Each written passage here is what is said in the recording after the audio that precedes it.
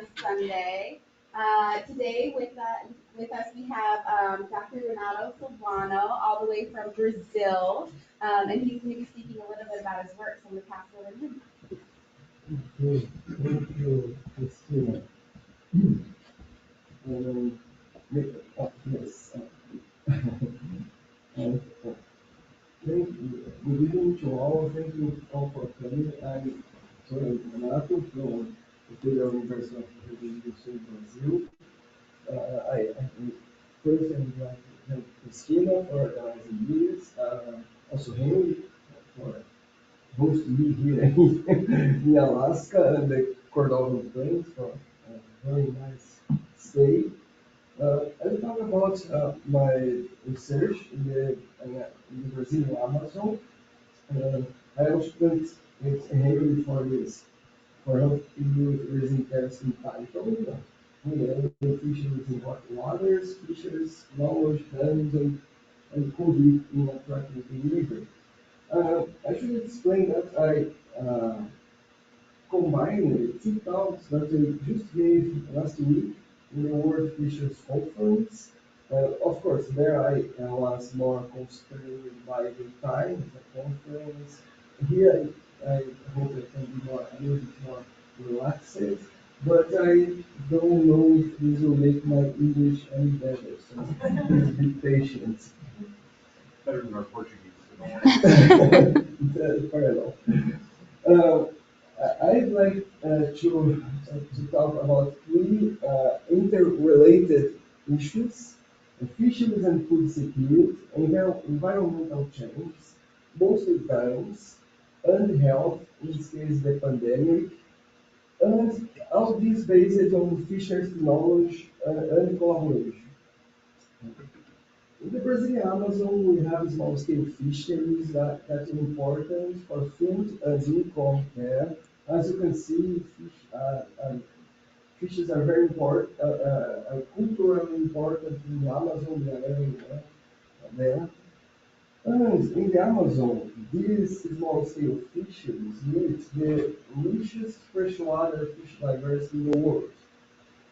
But we don't have much data about these fisheries, especially the small scale ones. We have almost no monitoring, except for some larger rivers. An ecological aspect, very important in the Amazon, is the food cycle of the rivers. So in the Amazon, the water level varies a lot seasonally, and it's normal that during several months of the year, the river will flood the forest, as you can see here. So the fish go into the forest, they eat seeds, disperse seeds, they climb into trees, like you see here. And this is important to maintain the fishes, the fisheries, and the ecosystem. But the Amazon rivers and the fishery and its fisheries have experienced several environmental changes, such as deforestation, contamination from gold mining, climatic changes such as drought, and dams and river regulation. Speaking of dams, as you can see here in this map, there are several planned dams all over the Amazon basin, which are the red dots in the map. The white dots are operational dams. And all these dams threaten the ecosystems, such as these river rapids, usually the place where we build dams, the unique fish diversity in this place, and of course, fisheries and food security. As you know, the pandemic had multiple impacts worldwide, including in local communities and also on small-scale fisheries. And in this study, the researchers analyzed the impacts of the pandemics on small communities all over the world, and they observed that the pandemic caused loss of jobs, market restrictions, but also during the pandemic increased solidarity within communities, and those communities that had more access to natural resources could better deal with the effects from the pandemics. But most of these studies were made during the pandemic, so this limited the methods that could be used. The pandemic had drastic impacts in Brazil, and particularly in the Brazilian Amazon, this region here in the north of the country. As you can see, in this region we have several cases and deaths, even considering that the population is smaller here compared to the south. The Amazon, the people with who I work and about who I will talk uh, today are the Amazon living people. The, the name that we give them in Brazil is caboclos. Uh, they are a mix of several of people from several cultural regions, as you can see there. Here we have slave descendants, white people who immigrated to that area, indigenous people also, and the elites in these communities where, where we have been working. But the important thing is that the livelihoods of these indigenous people are based mostly on natural resources, on fisheries and small-scale agriculture, and so they are vulnerable to impacts and changes. And this is interesting, for example, uh, to understand how pandemic has affected these communities. Oops, no. Oh yes. Uh, in the Brazilian Amazon, we have also some co-management systems. For example, the structured reserves.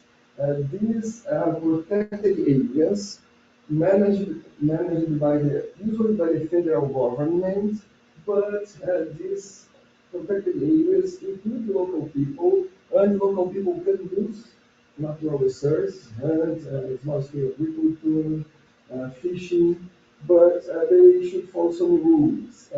Depending on the reserve, they have more or less voice in the management of the place. So, alright, take you to a warmer place, the Tapajós River, this beautiful river in the Brazilian Amazon. And there we have two protected areas that include local people, the structured reserve Tapajós Arapiuns and Tapajós National Forest. Briefly, I will show you this place. The Amazon is a clear water river. So, as you can see here in this picture, it's a single picture.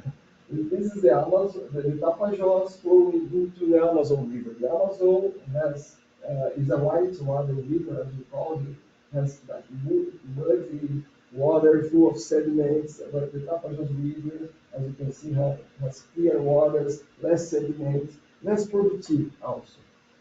And fortunately, we still don't have dams in the Tapajós, in its main course. But we have a planned dam. So this is an inset of that previous map I showed you. This is the Tapajós river here, and you can see lots of red dots in the middle of Tapajós. These are planned dams to be built there. And for example, we have this nice, beautiful community of São Luís do Tapajós, one of the places where we do a study, and it is right in the middle of the red dots.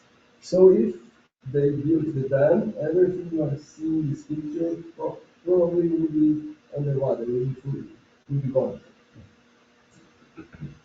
Some years, 2 years ago, not long ago, I made this brief search in the scientific database about uh, fisheries, about studies addressing fisheries in three rivers in the Brazilian Amazon, including Tapajós. And what we would like to show is that in Xingu River and Madeira River, we have dams that, that were recently built. I show you here the years where the dams were built. So you can see that we have almost no publications before the dams, but after the dams we have a lot. So what happens in Brazil is that most of the research addressing socioecological impacts are made after the dams are built.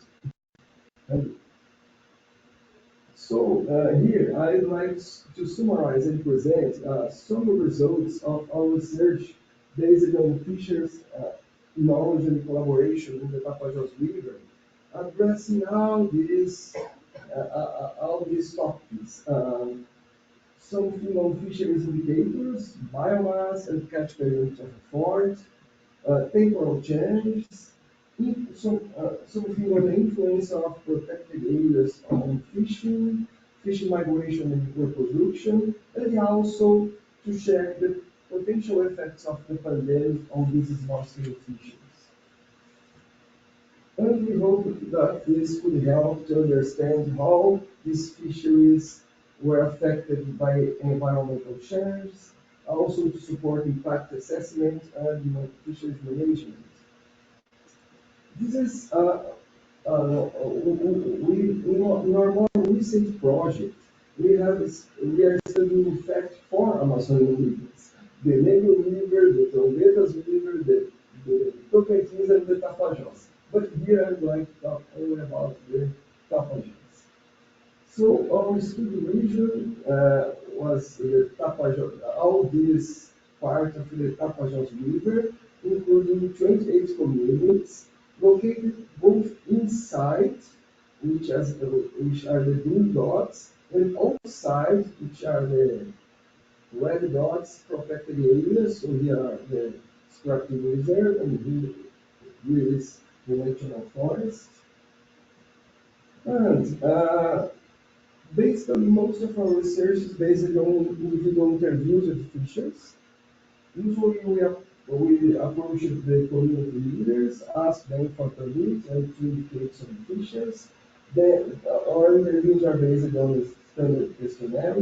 We also found fishers through snowball sampling, asking fishers to indicate others that could be interviewed. And for the most recent pandemic project, I will explain better this soon. We also had a list of people we had interviewed before, and we try to interview again. So we use all these methods. We also made a participatory monitoring of fisheries, on which we trained fishers. We gave them this material you are seeing here, and asked them to voluntarily record the first 5 fishing landings or fishing trips each month during 1 year in these farms here. And from this, we got more than 5,000 fish landings, during which they caught more than 7,000 fish. This data came from all these research projects, funded mostly, conducted at different times, and funded mostly by the USAID from the US and from the Canadian government. So showing some results. Here are the main fish species harvested on fisheries and cited in interviews inside and outside protected areas. You can see that these two species, pescado and tucunaré, are always among are the most important ones, are always among the most cited and harvested. But if we consider potential impacts from the planned dams and the risk of contamination by mercury, you can see that there is not much left for them to harvest. And some species can be affected by both impacts. The fishers in the Tapajós are aware of these impacts. So in this previous study, we compared the knowledge and perceptions between among the Tapajós and 2 other rivers. And when we asked fishers about factors that caused changes in water quality, most fishers in the Tapajós mentioned mining, so they are aware of this problem. And here is an map showing a recent change in the colors of the water of the Tapajós, possibly due to mining also. Here are the proportion of biomass of harvested fish in all these communities according to migratory behavior from the literature. So, blue are longitudinal migrators, red are lateral migrators, fish that move between the river and the lakes and through the forests, and black are sedentary ones that don't move a lot. And you can see that along most of the Tapajós River, most of the harvests consist of some, type of migratory fish. And what's more interesting about these results is, here is that community of São Luís do Tapajós, here will be the planted dams. And you can see that in this region, in all these communities, which will be closer to the planted dams, more than 8% of the fish they harvest are migratory fish. So not a good combination because of that, where they rely on migratory fish. Indeed, according to interviews, this is the average biomass of fish caught. And in these communities here, which are the communities marked in green, these communities showing an average a higher biomass of fish caught. So these communities have a more productive fishery based mostly on migratory fish. Uh, these are sort of circular analysis, so these are the months of the year, and these are the uh, uh, these are the data indicating which month these fish are spawning. So these are circular analysis indicating the spawning months of these fishes, some of the main fish species. These are the Portuguese dates. According to fish landings in green, we asked some fishers to record when they got fish with eggs, so that's where we got this data. And from interviews in red, we also asked them which months the fish or seasons the fish will be spawning.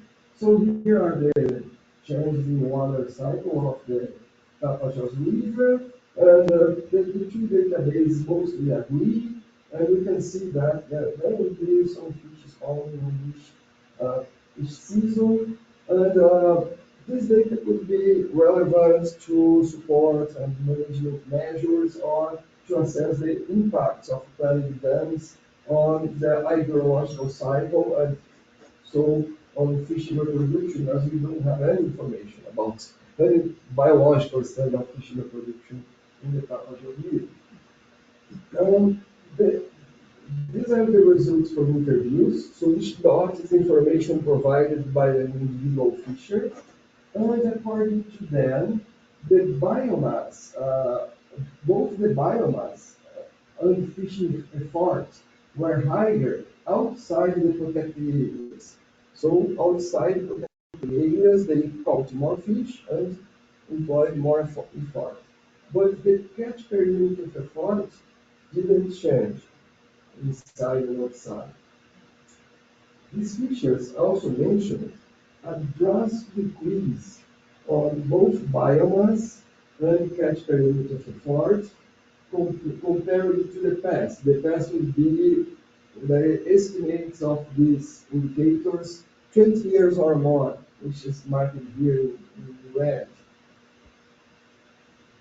Fishers also mentioned decrease on fish sizes, but this decrease was not so drastic. So for these two fish species, Filhote and Tucunaré, they mentioned only about 14% decrease, uh, or a 14% decrease on size across time.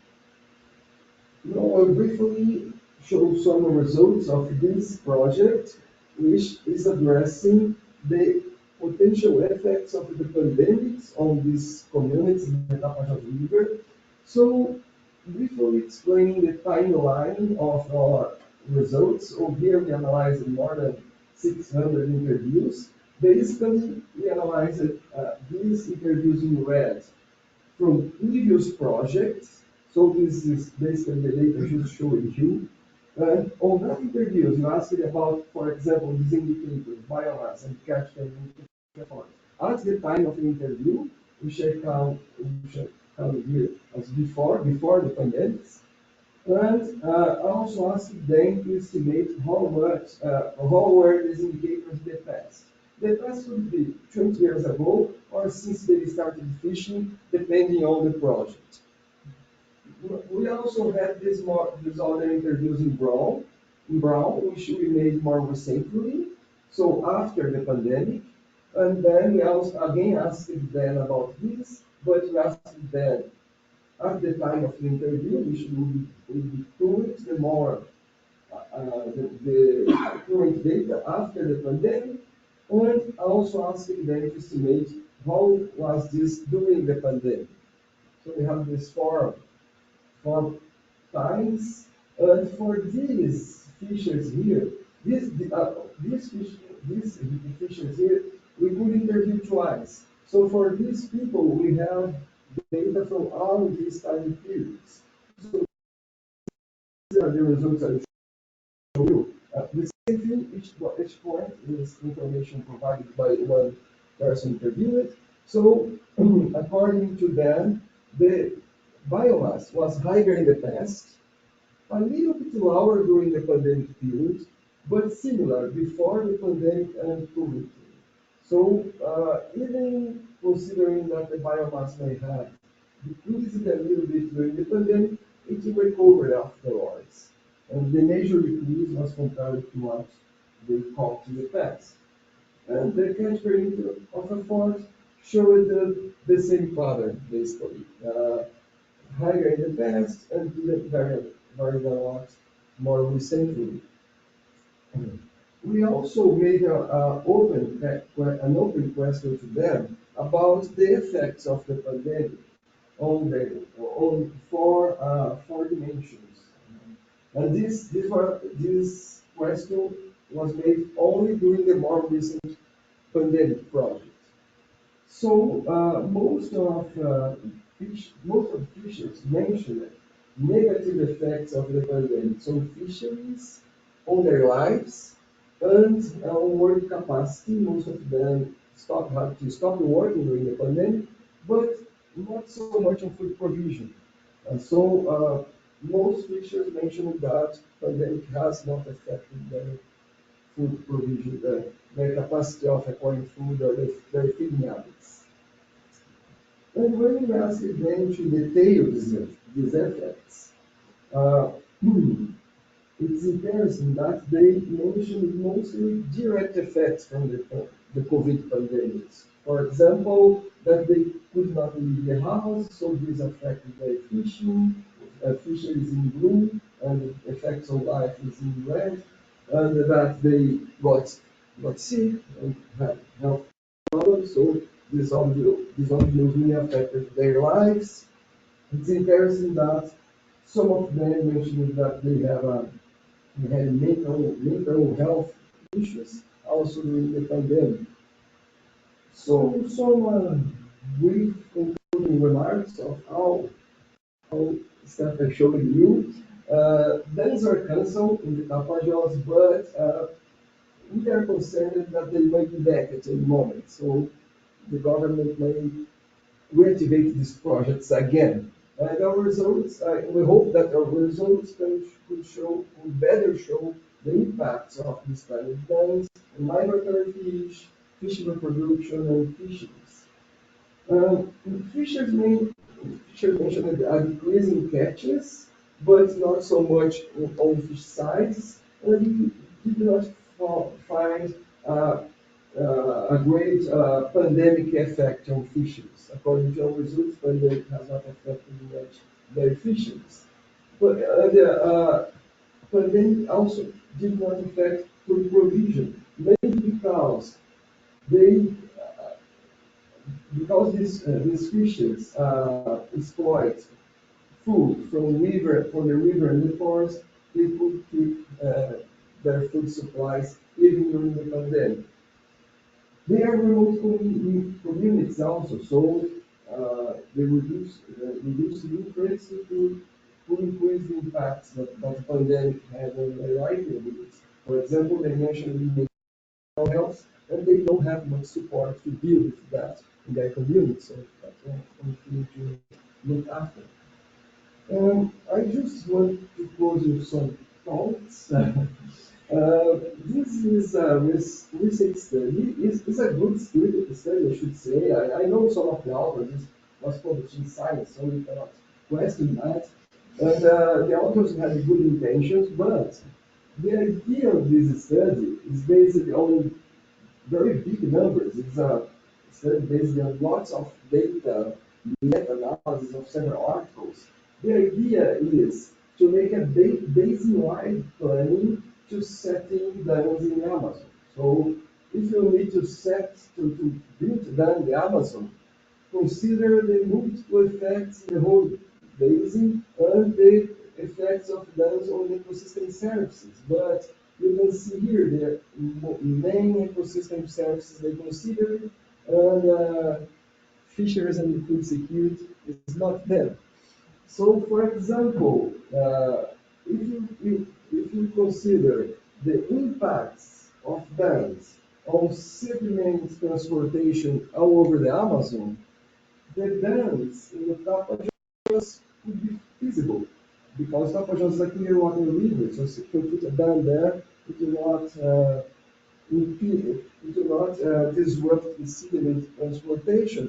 But how about the small scale fisheries and everything showed you?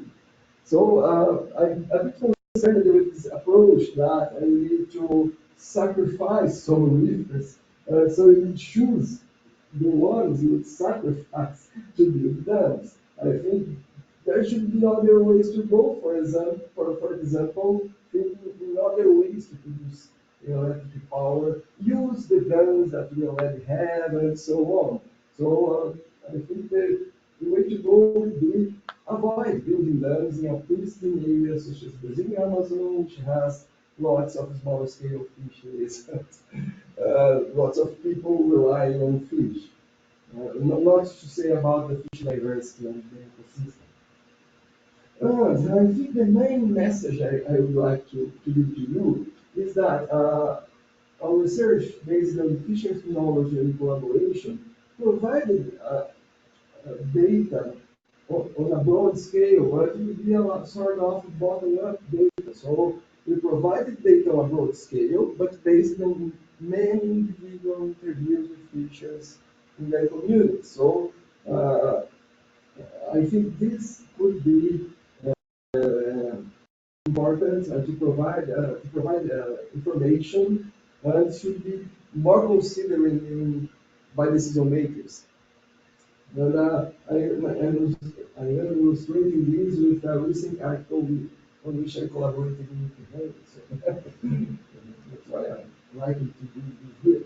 So we made some audio-rich material about these results that we delivered to community. So this is about that COVID pandemic results. It's a poster. And we also made some books and other material. Indeed, I have some of these books with me if you want. I have some, but they are in Portuguese, sorry. But if you want, I have to give you some of these small books. He's a fisherman of us, just checking his photo, his own photo on the book. But I show it you. So I'd like to thank to Fishers for their collaboration, to my research team, to my dear collaborator PWSSC in Orange, always supporting what our research is there, to funders, and to you for your attention. Thank you very much.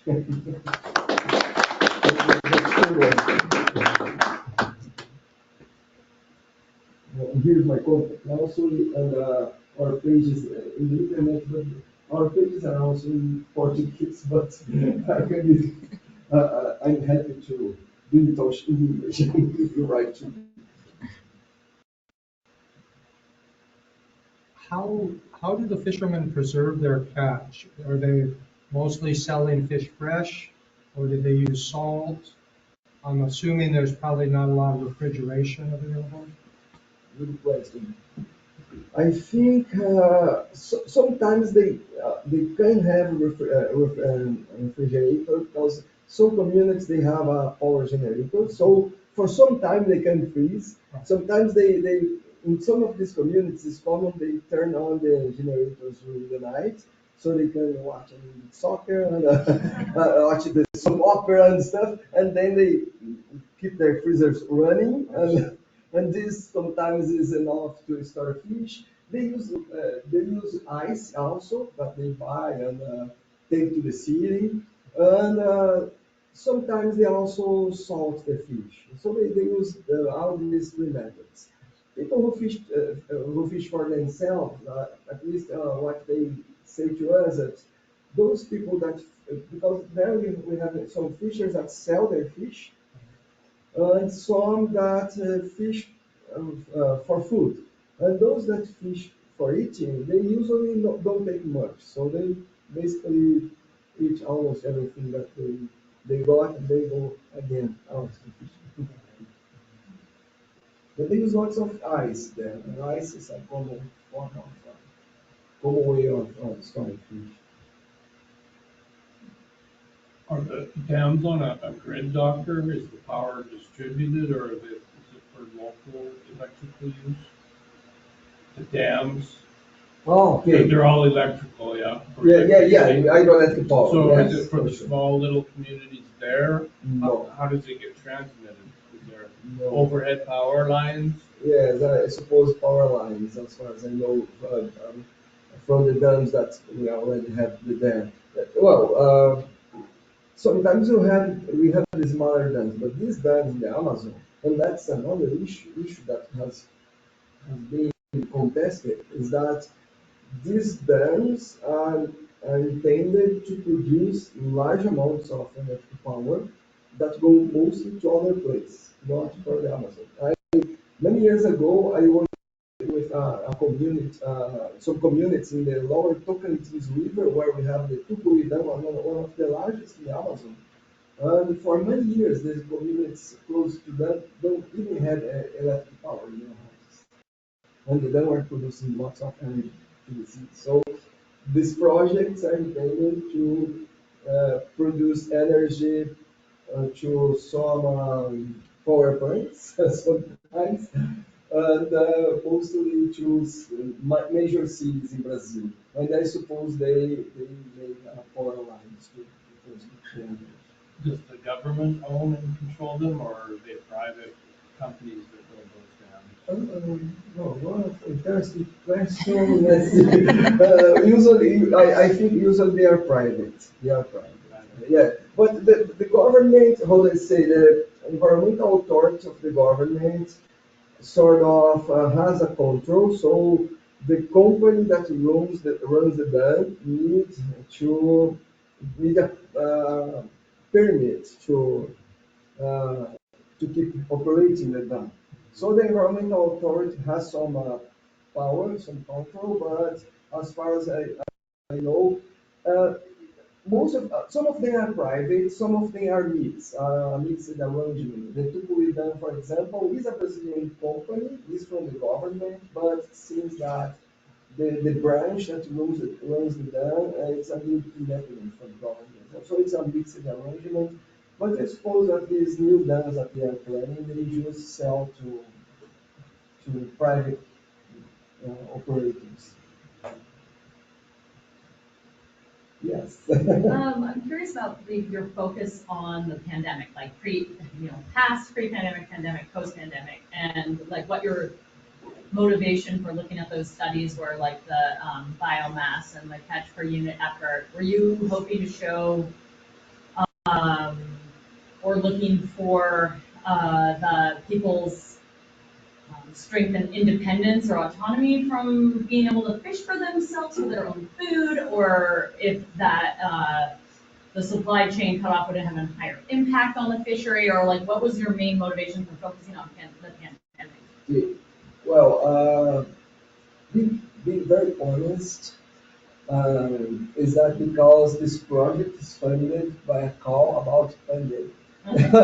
So I had with support from Henry, my US collaborator on this, I found a way of fitting my research interest into the pandemic. But yes, it's like you said, uh, the idea would be to see how these communities were affected, and we took advantage of all the data we had before.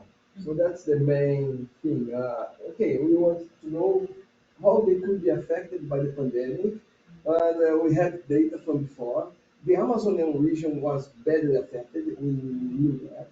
The Amazon was one of the worst places, had one of the worst impacts of the pandemic in the whole Brazil. So lots of news, bad news there.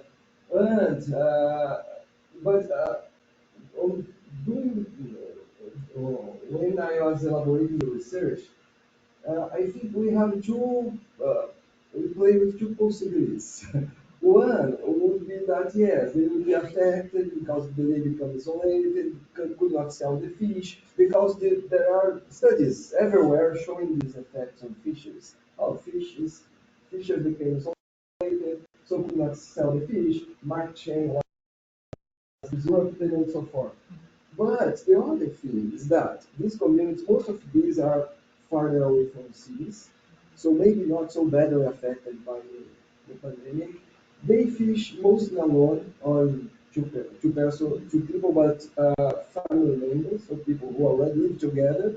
So they don't need to stop fishing because of pandemic restrictions. No one reinforcing that much in this community. So the other possibility is that because of all that, they could keep fishing and were not so much affected.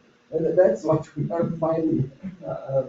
They don't report so many effects like we see in other studies. It seems that the fisheries was not so badly affected there.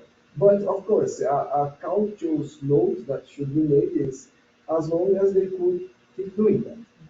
If they build a dam, if climatic change is worse, then and we got all the pandemic and they have a dam, they have bad climatic conditions, this might not apply anymore. So they will not have the ability to keep fishing and keep bringing food for the family, even during the pandemic. Can I ask a follow-up? So are people's commodities and stuff brought in by barge usually, or like how do people get their goods? And how do dependent, like, do you feel these people are on the outside? Like, what other, outside economies do people use or other like natural resources in their communities? Like, how tied are they to the outside world, basically? Well, it depends on the community, of course, because some are closer to the cities. So some of them can drive a car to the city, for example, that have the roads. Some of them are more isolated. Most of the things that came to these communities are by barge. The river are the major means of transportation. Even those that have the roads, not so good roads, so they still keep receiving things by barge. And yes, that's an interesting question. Uh, we think that it varies. So they get some stuff from the market, from the small stores that they have there, or people that came with boats selling stuff. But they also get lots of food from the nature. So they during the morning they do agriculture, in the afternoon they go fishing. That's a common pattern there. So that's a question that we possibly will be exploiting more detail with our data because we can try to check if these effects vary according to how much the community is or not so vary according to the degree of isolation of communities. So some will be more remote and they are not used to have they don't even have a market or nothing, they don't have electricity, so they are not used to that. And some are pretty close to the city, so for them it could be worse. And they mentioned, indeed mentioned some that they could not go to the sea and do something. And this affected their fishes, their lives, and so they could not sell the fish. So yeah, so mentioned that, but it was not the most of them. Like the other studies that most people mention, oh, market disruptions, and so not so much in the Amazon so far. And we also should compare among the rivers as well. So we also we have some more impacted rivers and more pristine rivers. Just it would be interesting to see how they display among the rivers also. Any other questions? Please.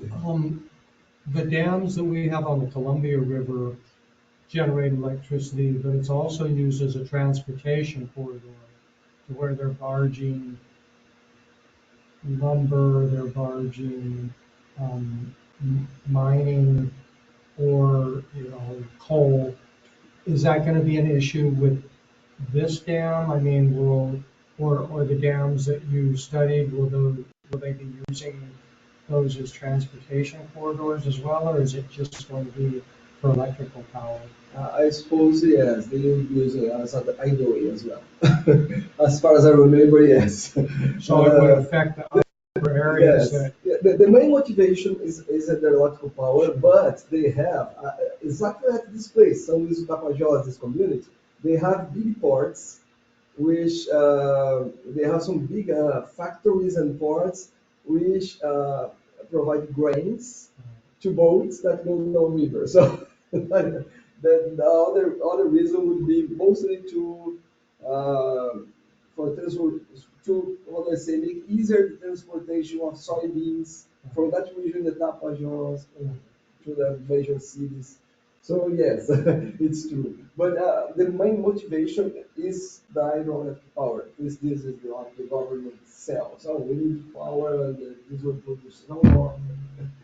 And sometimes the studies with a basic wide approach don't help a lot, but they go, okay, we can do it here. So that's a big problem. Plans and further funding to continue studies? Would you say mining and dams are the primary concerns? You mean if you want to follow up these studies? Yes. Oh, yes, for sure. Of course, funding, if we have funding, we should be keep doing that. I think to now we got how do I say, a fair amount of results showing this impact from dams. Mining is a more complicated issue because it has long-lasting effects on water and fish, so uh, it's a little bit more difficult. But yes, we plan to continue. Maybe we should the following months start another project funded by Canada again. But on this project, the proposal is a little bit different. So the idea would be to make a more detailed work with few communities and more participatory, even more participatory. So they participate more on the research, in the research and try to see management options for their fishes. So we are trying to do this next. Have you considered reaching out to Jeff Bezos? No, no, if you moving by that, that's what He's your great namesake, idea. the Amazon. Oh yeah, the Amazon for sure, for sure. So I'm curious for the folks in Cordova, um, why don't Pinocchio's presentation resonates? Are there similar things you've experienced here, or is this all just a different climate? Well, it's been the push in the West for some time, like you mentioned, in Colombia, there's new unique documents to authenticate the snake dam out. And ideas considered the fourth greatest salmon river in the world. So, and swimming in the Amazon has the highest concentration of subsistence fish. So, Souvenir. Is it Portuguese? technology and studies, so, right. Yeah, he's on the right path. Yeah, we were talking about this the other day, and obviously the idea of dam removal is not something that was cropped up in this area. Well, in Alaska, I mean, they've been trying to build a dam on the upper Susitna forever. They still don't want to give up on that. And, we have hydroelectric projects that supposedly don't affect fish, but I mean, Alaska is notorious for attracting carpetbaggers that have sold their technology in other places and they've wised up and said no more, but they've brought their ideas up here, and so we're not that much ahead of the Amazon in a lot of ways. And there's a lot of really pro-development people that Pebble Mine is a good example of that, to where we're fighting the same kind of battles in a lot of these areas. So.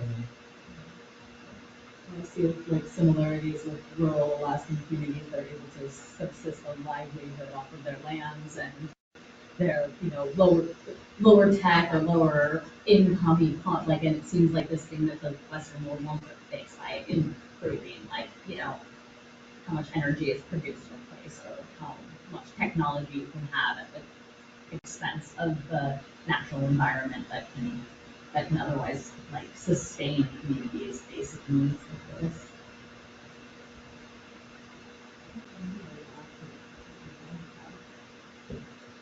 Did any of your studies, doctor, involve communities that had to move or relocate after dams were installed? Did it ruin their fisheries? Oh, if I have done these studies, well, not much. Most of my studies have been in communities that are located downstream from the dams, so they don't need to be relocated, but they suffer lots of impacts. So I made many years ago, I studied in this part of the Tocantins River, people who live there about 100 kilometers downstream from the dam. So some fish species disappeared from there, and they don't get any compensation because according to the Brazilian law, you have a perimeter of 50 kilometers or so or less that is affected area, and they would be out of that. In this case, we are trying to, how do I say, to get ahead. So we are doing study before they do they make the dam, and as I showed on that map of fisheries and migratory fish, the effect would be all over the Tapajós River. But the impact assessment consider only a small area. So we are trying to show this kind of stuff. I collaborated in another research project. One of my students was working there. I have been there too, in Xingu River. And there we didn't, sort of we studied the relocated people because they made Belo Monte down Xingu River is famous and it has caused lots and lots of environmental impacts. So it's has been very impacting and very controversial then from the beginning, and now they made it. And what happens there is in the reservoir the area that was flooded, we have some people living in small islands there. So we interviewed that people. And most of that people were people that were relocated to somewhere else inland. So just people from the river and dropped them some place inland, but they were not happy, and now they are coming back to this island. So, but it's interesting, maybe not the better place to be because the water very like the water the water level vary a lot, and I'm not sure if we have some time to go in. I don't know. It's not close to the ocean, but they have some tides and there's operations. But I remember we are talking to some fishers, and the water is like that. And then we start talking, the water are here. We finish talking, the water was like that in hours, and almost flooding their houses. So it's not easy for them to live in the island because they are flooding like that. But some people told this history that they are coming back. They were relocated, they were not happy, they were coming back to Philippines. But the problem is that some people that are relocated, they stop fishing because they are staying to inland or somewhere else that they cannot fish. As far as I know.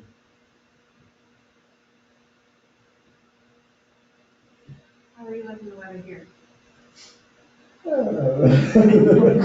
It's different.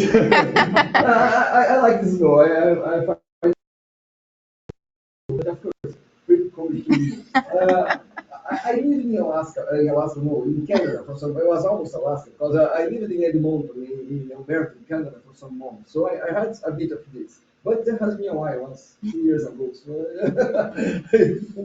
I don't get. I'm still to get used to it again.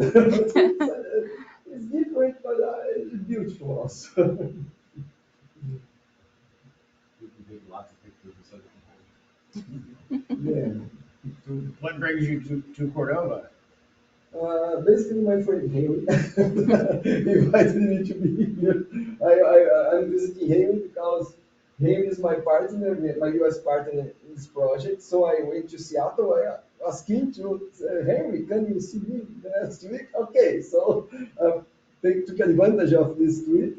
And it's very nice for me to be discussing this in person with him. Otherwise, we could not discuss so much. And Henry kindly invited me to.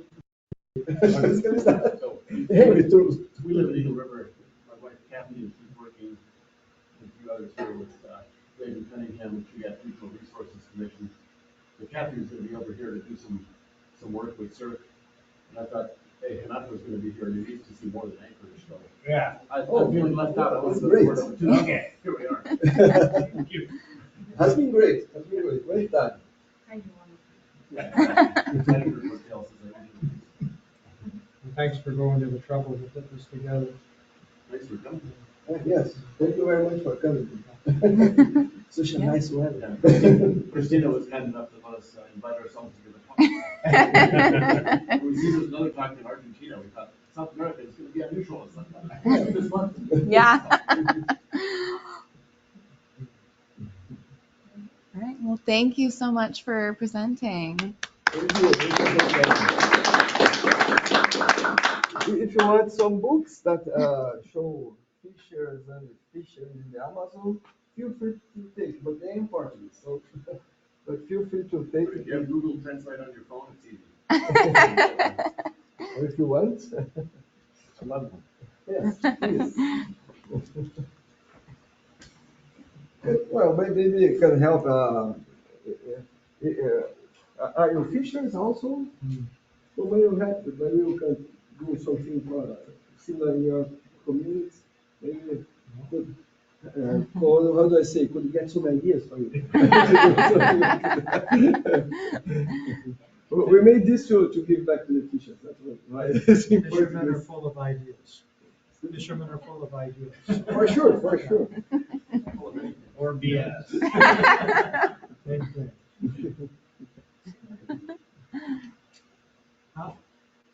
How did you get the fishermen to talk to you? You know, normally they're a little quiet, they're a Yeah, little no, careful about giving information. yes, yeah, no, you're right. Well, as I said, we approached the, how do I say, we try to be very honest and kind, and uh, we explain to them what we are doing, that we are from university. We need to make everything very clear that we are not for the government or nothing. Open to any questions that we have. Well, I should say that these people in Amazon, they are very nice, very helpful, and usually they like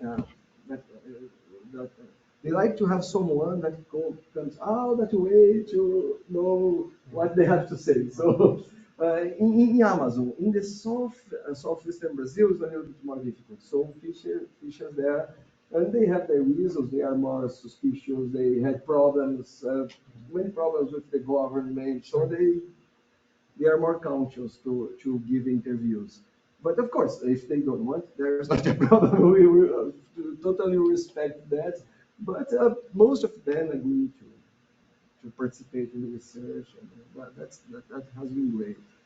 And I hope that could be good for them because we can provide this kind of information that if they the government decide to make it down again, they can use in their favor. So that's and this takes time. You cannot do that overnight. So if they are got by surprise, they will not have the information to fight against the ban, to claim that they are fisher, that they need that resource. So I hope that it would be useful.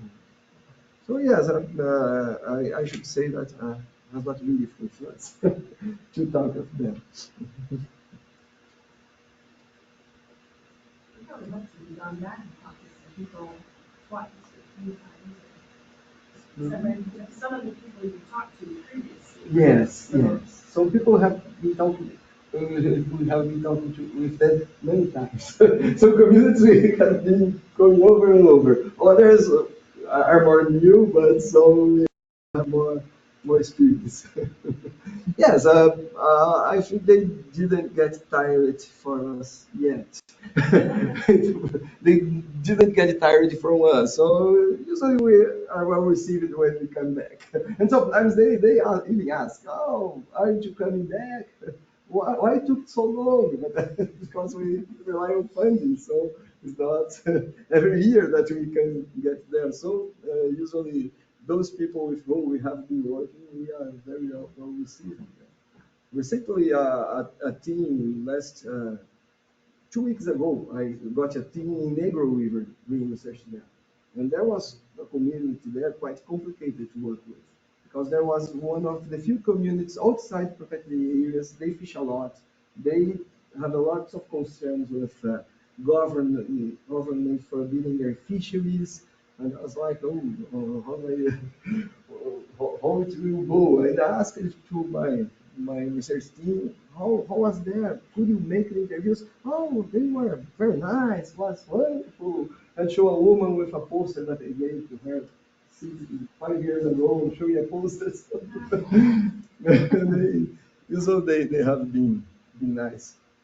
Could you make a point of putting it part of your project to go back to communities and tell them what you Yes. found out? So that might encourage them. Yes, yes, yes. Well, we have always done that. Maybe on this project will be a little bit more tricky because of the time. This whole pandemic project has had only 1 year, and we had to do lots of fieldwork trips, interviews. So we run out of time to get back to them. We would need another 6 months to do so. And the funders didn't got me any more time. Oh, you need to finish. But what we do in these situations, sometimes if we got another project, we try to fit in these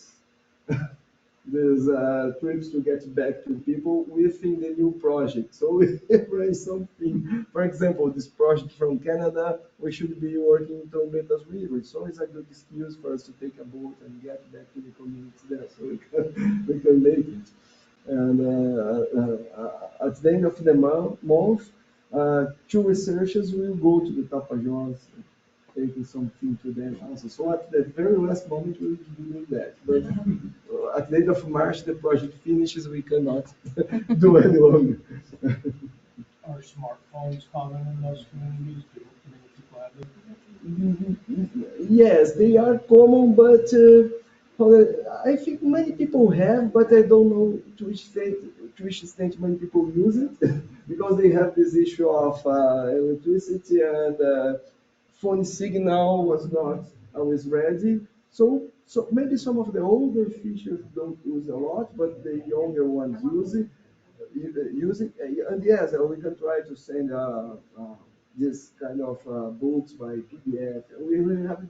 We have done that during the pandemic, and was nice. We sent to fishers to their phones, and they reply. They like it. So yes, that's a possibility. Also.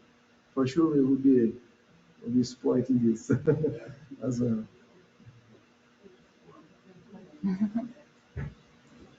Okay, thank you very Thanks much. again. Thank For you. coming. Safe travel. Thank you. Nice to meet you.